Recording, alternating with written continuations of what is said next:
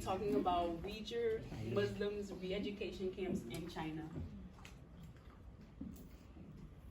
So the re-education camps in China is a total transformation that was designed specifically to wipe Muslims of Uighur of Xinjiang as a separate cultural group off the face of the earth. So our question is, how does the growing coercion of change in religion affect Uyghurs, Muslims, and Catholics? So our claim is that with the change in religion, the re-education camps are not helping the Uyghur Chinese Muslims as they're being stripped of their identity and are being forced to perform various acts of Muslim religion. And our counterclaim is how many people in China feel as if the Chinese Muslims are separatists and dissidents. So I did the historical viewpoint in which it all started after the development of Islam religion, where it began expanding across the Asian continent. Muslim began appearing in China at some point during the Tang Dynasty, and it spread it with the Silk Road. What is it?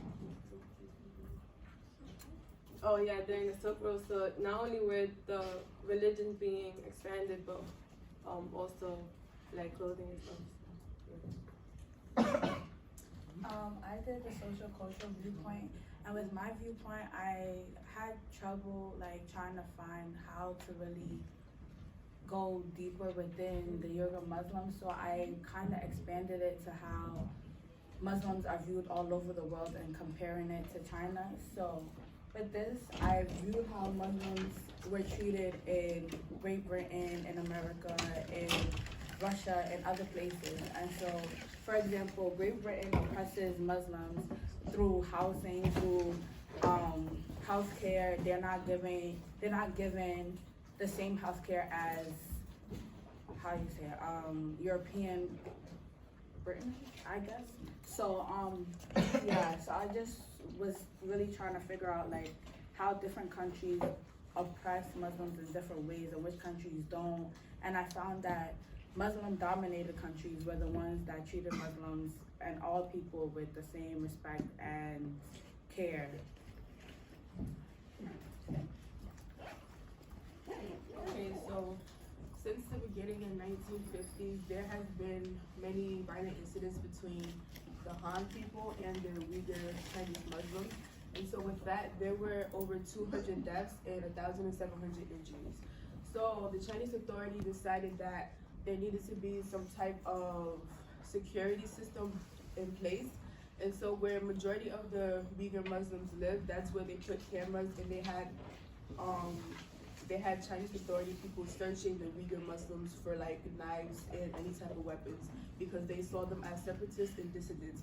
And so the Chinese authority, they allowed the re-educational camp people to detain Chinese Muslims who they saw were separatists and dissidents because to them, it was important to help re-educate them in a way that they no longer have terrorist thoughts. So I did the psychological standpoint, and people who were in the re-education camps, they were forced to, they're obviously Muslim, so they don't drink or they don't eat pork. And in the camps, they were forced to eat pork and drink, watch the news of the Chinese government, and they lost their humanity because they were forcing themselves to follow with a religion which they didn't agree with. And basically, people were becoming, having suicidal thoughts because they were losing their parents and their parents were being detained.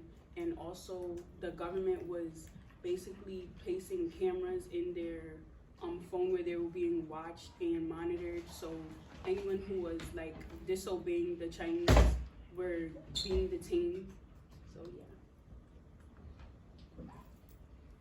I had the ethical side, and I came to the conclusion that it was immoral, obviously, because they were put into camps that were similar to concentration camps like the Nazis. And in these camps, they were brainwashed, and like Janae said, how they were forced to eat pork and go against their religion and all their beliefs. and also women were raped in camps, and it was just, the whole situation was a mess, and they knew it was wrong, and that's why they named it re-education camps, when in reality they were concentration camps where they were not treated humanely. So our conclusion/solution, we said one is for the world, or more specifically China and its government, to be more open and to realize that there are other religions and other people who believe in different things.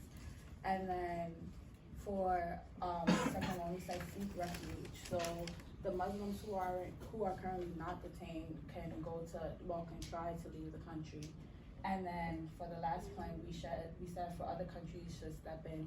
So with this point, it made me think back to Germany and the Nazis, because it took the world forever to step in after we lost like millions of lives. So I was thinking, how long is it gonna be before the world steps in? Because we know what's going on, but how long is it gonna be before the world steps in, before we lose more Uighur Muslim lives in China? And this is just the work site page.